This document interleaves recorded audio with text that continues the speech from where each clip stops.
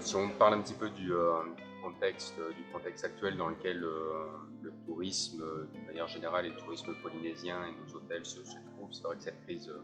cette crise sanitaire est venue modifier complètement un petit peu la manière de voyager, et complètement modifier la volonté, ou en tout cas pas l'envie, parce qu'on voit que les marchés ont toujours envie de voyager, ils ont toujours envie de venir dans des destinations pour découvrir, connecter avec les endroits un petit peu différents de là où ils habitent. Donc cette envie et cette volonté y est toujours, mais aujourd'hui c'est plus l'organisation du voyage, la logistique du voyage qui a pris un niveau de complexité un petit peu supérieur. Alors la Polynésie a mis en place un protocole assez unique au monde et qui aujourd'hui fonctionne plutôt bien. Avec un test obligatoire avant l'embarquement, des protocoles en place dans les avions,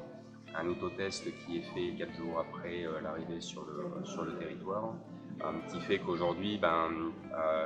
cette approche qui est prise, dont le relais est fait dans les hôtels,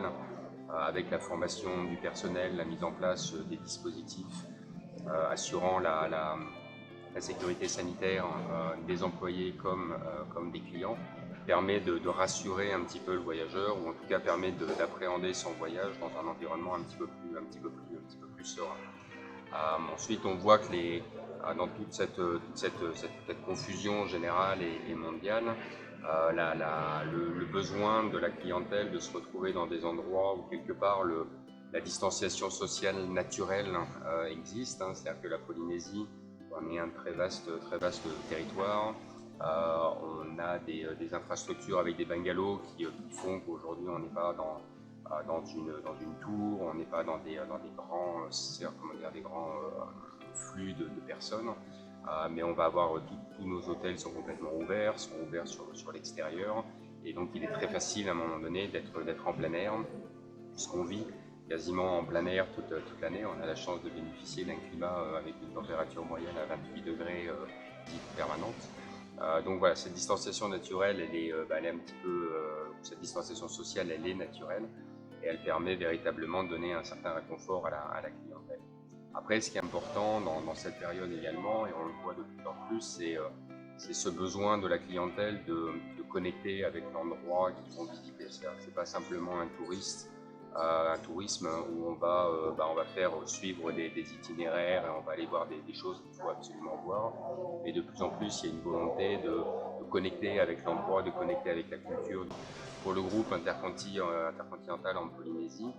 c'est vraiment un petit peu l'axe principal, ou ce qui est développé depuis plusieurs années, afin de garantir une expérience la plus responsable pour la clientèle. Alors, à plusieurs niveaux, ça va avoir plusieurs périmètres. Un périmètre énergétique, s'assurer qu'aujourd'hui nos hôtels qui prennent place dans des environnements naturels, s'assurent d'avoir une production d'énergie la plus propre possible. Donc là, avec des technologies comme le SWAC, qui va utiliser l'onde des profondeurs pour climatiser les resorts, également l'utilisation de panneaux solaires, le recyclage des déchets. Donc l'ensemble de ces dispositifs permettent vraiment d'optimiser ou de minimiser l'impact sur l'environnement dans lequel l'hôtel se situe. Au-delà de ce périmètre vraiment énergétique et on va dire carbone, un petit peu de l'opération de nos resorts, on a bien évidemment la mise en avant de côté culturel, pour s'assurer qu'aujourd'hui en tout cas la clientèle puisse vraiment toucher du doigt cette culture polynésienne qui est très riche, alors par rapport aux danses, par rapport à la musique, par rapport à l'art, à la sculpture, au tatouage. Donc il y a des véritables histoires à pouvoir raconter pour emmener un petit peu le touriste dans cet univers complètement différent, découvrir cette culture et s'assurer qu'ils aient une véritable compréhension de l'endroit dans lequel ils sont. Et puis ensuite, il y a tout le périmètre du développement économique local, en essayant de vraiment utiliser un cercle restreint d'approvisionnement. Donc on va travailler principalement avec les producteurs locaux, on va essayer de travailler principalement avec les fruits, les légumes, tout ce qui est viande locale, pour mettre en avant tous les efforts qui sont faits par ces producteurs, qui sont vraiment focalisés aujourd'hui sur la qualité du produit. On a des productions de café, on a des productions de cacao, on a des productions alors les fruits tropicaux tels qu'on les connaît, mais comment dire, la générosité de la nature qui nous entoure est tellement grande qu'aujourd'hui on a vraiment des efforts et un engagement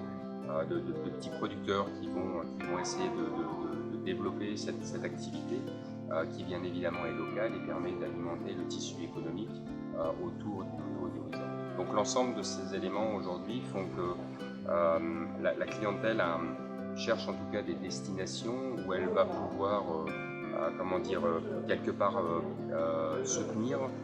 comprendre et puis interagir avec l'endroit dans lequel il se trouve, ce qui quelque part va leur amener une sorte de sérénité intérieure qu'on va pouvoir là aussi venir comment dire, supporter avec une approche peut-être un petit peu plus spirituelle. On parle du mana en Polynésie, on parle de cette énergie du sol, de la nature, des arbres, ce côté un petit peu mystique de la culture, donc qui va passer par des séances de méditation, du yoga, ou en tout cas d'aller un petit peu dans cet environnement de connexion avec cette nature-là. Et puis ça permet d'amener le client dans une espèce